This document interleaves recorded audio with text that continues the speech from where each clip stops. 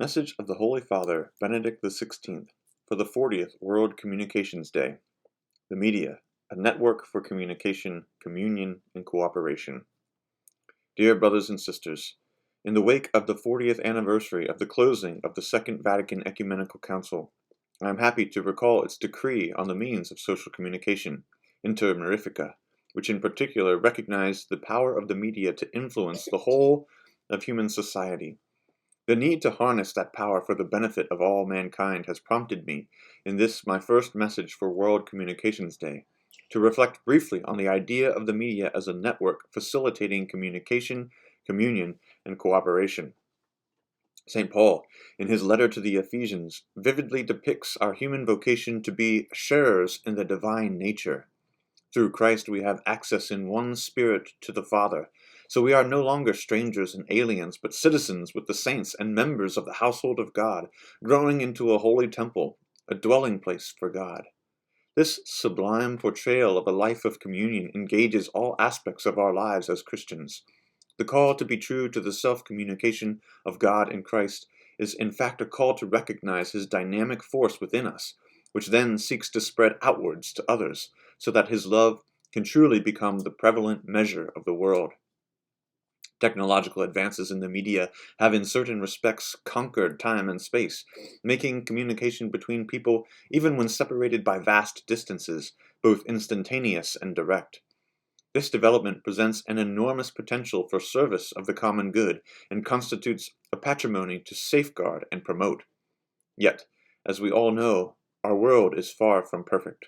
Daily we are reminded that immediacy of communication does not necessarily translate into the building of cooperation and communion in society. To inform the consciences of individuals and help shape their thinking is never a neutral task. Authentic communication demands principled courage and resolve. It requires a determination of those working in the media not to wilt under the weight of so much information, nor even to be content with partial or provisional truths. Instead, it necessitates both seeking and transmitting what is the ultimate foundation and meaning of human, personal, and social existence. In this way, the media can contribute constructively to the propagation of all that is good and true. The call for today's media to be responsible, to be the protagonist of truth and promoter of the peace that ensues, carries with it a number of challenges. While the various instruments of social communication facilitate the exchange of information, ideas, and mutual understanding among groups, they are also tainted by ambiguity. Alongside the provision of a great round table for dialogue, certain tendencies within the media engender a kind of monoculture that dims creative genius, deflates the subtlety of complex thought, and undervalues the specificity of cultural practices and the particularity of religious belief. These are distortions that occur when the media industry becomes self-serving or solely profit-driven, losing the sense of accountability to the common good. Accurate reporting of events, full explanation of matters of public concern, and fair representation of diverse points of view must, then, always be fostered. The need to uphold and support marriage and family life is of particular importance, precisely because it pertains to the foundation of every culture and society. In cooperation with parents, the social communications and entertainment industries can assist in the difficult but sublimely satisfying vocation of bringing up children through presenting edifying models of human life and love. How disheartening and destructive it is to us all when the opposite occurs. Do not our hearts cry out, most especially when our young people are subjected to debased or false expressions of love which ridicule the God-given dignity of every human person and undermine family interests? To encourage both a constructive presence and a positive perception of the media in society, I wish to reiterate the importance of 3 steps, identified by my venerable predecessor, Pope John Paul II, necessary for their service of the common good: formation, participation, and dialogue.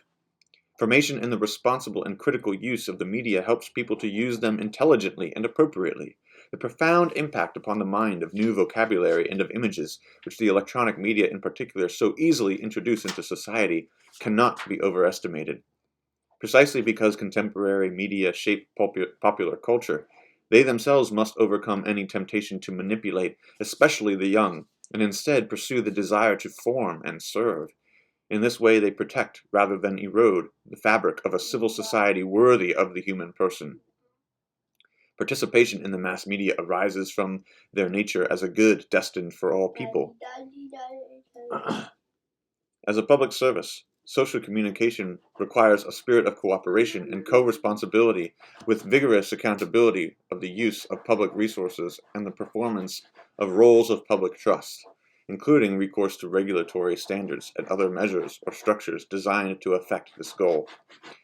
Finally, the promotion of dialogue through the exchange of learning, the expression of solidarity, and the espousal of peace presents a great opportunity for the mass media which must be recognized and exercised. In this way, they become influential and appreciated resources for building the civilization of love for which all peoples yearn. I am confident that serious efforts to promote these three steps will assist the media to develop soundly as a network of communication, communion, and cooperation, helping men, women, and children to become more aware of the dignity of the human person, more responsible, and more open to others, especially the neediest and the weakest members of society. In conclusion, I return to the encouraging words of St. Paul: Christ is our peace. In him we are one. Let us together break down the dividing walls of hostility and build up the communion of love according to the designs of the Creator made known through his Son. From the Vatican, 24th of January 2006, the Feast of St. Francis de Sales.